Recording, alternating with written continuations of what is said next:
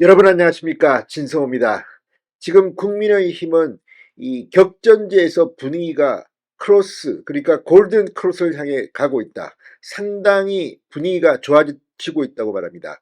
그러나 지금까지 나온 여러 가지 정황을 파악하면 민주당보다는 의석이 적을 것이 확실시됩니다. 일부에서는 지금 범야권 조국혁신당과 민주당, 이 더불어민주연합이 합해서 200석을 넘어서 개헌 저지선이 뚫릴 것 같다는 그런 우려를 지금 나타내고 있습니다. 한동훈 비대위원장도 200석을 지금 이야기하면서 투표를 해달라고 호소하고 있습니다. 여러분의 한 표만이 나라를 구할 수 있다는 겁니다. 자, 그런데 이처럼 국민의힘이 사투를 벌이고 있는데, 당연히 국민의힘이 한석을 가져와야 할 이 보수 텃밭인 부산 수영구가 지금 장해찬 후보의 무소속 출마로 민주당이 어부지리를 얻을 가능성이 높아지고 있습니다. 오늘까지 상황, 자, 장해찬 무소속 후보가 결단을 내릴까요? 그럴 가능성이 높지 않은 것 같습니다. 자, 장해찬 후보는 이 보수 혁신 그리고 윤석열 정부의 성공, 수영구의 발전을 위해서는 내가 필요하다고 말합니다. 그러나 일단 국민의힘의 공천을 받았다가 공천이 취소된 후보입니다. 자, 국민의힘의 정통 공천을 받은 정연욱 후보. 그러나 그 전에 부산 진해에서 경선에서 탈락해서 왔다는 점 때문에 약하다는 그런 평가도 받고 있습니다. 그런데 지금 여론조사만 보면 2등은 정연욱 국민의힘 후보, 3등은 장해찬 무소속 후보입니다. 물론 장해찬 후보가 무소속 치고는 상당히 저력을 발휘하고 있습니다. 그럼에도 불구하고 보수 단일화가 안 될 경우 유권자들이 표를 통해 단일화시켜서 보수 후보를 당선시킬 수도 있습니다. 그러나 그 가능성은 적습니다. 자, 오늘 국민의힘 홍석준 종합상황실 부실장은 불교방송 라디오에 나와서 장해찬 후보의 사퇴를 촉구했습니다. 김경률 비대위원도 CBS 라디오에 나와서 비슷한 이야기를 한 적이 있습니다. 지금 국민의힘 지도부가 총출동해서 장해찬 후보를 압박하고 있지만, 장해찬 후보는 책임 있는 국민의힘 지도부로부터 연락을 받은 적은 없다고 말하고 있습니다. 또 이 문제는 선거법이 걸렸기 때문에 책임 있는 국민의힘 지도부가 장해찬 후보에게 사퇴하라고 말할 수는 없습니다. 이건 법적으로 불가능합니다. 자, 그렇다면 장해찬을 아는 많은 주변인들이 아마 전화를 하는 모양입니다. 이 방송 패널로 친한 분들, 이런 분들이 서정욱 변호사, 이현정 문화일보 논설위원 등이 방송에 나와서 이 장해찬 후보와 통화를 했다, 설득을 했다. 그런데 장해찬 후보가 사람이 변해 있었다. 이런 말을 합니다. 누구 말이 맞을지는 모릅니다. 장해찬 후보는 전화 몇 분 했다고 그걸 그렇게 이야기하느냐. 자, 지금 이 정연우 국민의힘 후보는 장해찬 후보가 SNS에 이 당선 가능성 여론조사를 왜곡해서 올렸다고 선관위에 고발했습니다. 장해찬 후보는 이 부분을 일부 고쳤습니다.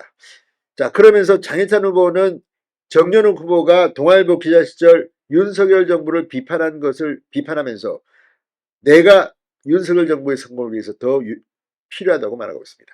자, 지금 부산 수영구는 어떻게 들어가는 걸까요? 마지막까지 희망이 있을까요?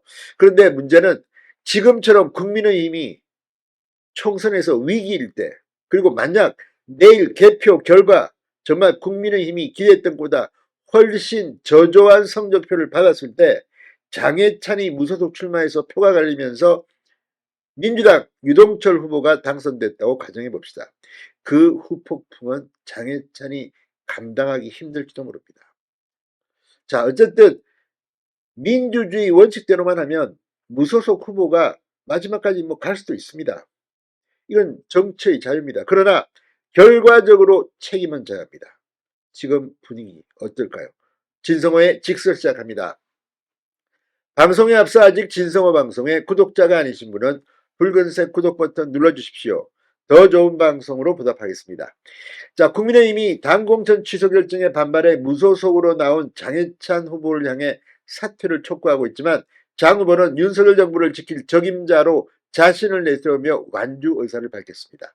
투표 하루 전날까지 단일화를 둘러싼 신경전이 이어지고 있습니다. 그러나 오늘 밤이라도 장해찬 후보가 전격 중대 발표를 할 가능성도 저는 있다고 봅니다. 그만큼 지금 전국적인 국민의힘 총선 판세 지금 좋아지고 있다고 하지만 어떤지 장담할 수가 없습니다. 정말 200석이 범야권이 차지한다면 윤석열 정부는 이제 법률안 거부권도 행사할 수 없는 아주 비참한 상황이 됩니다. 그렇게 되면 부산 수영구에서의 한 석이 굉장히 중요할 수도 있습니다.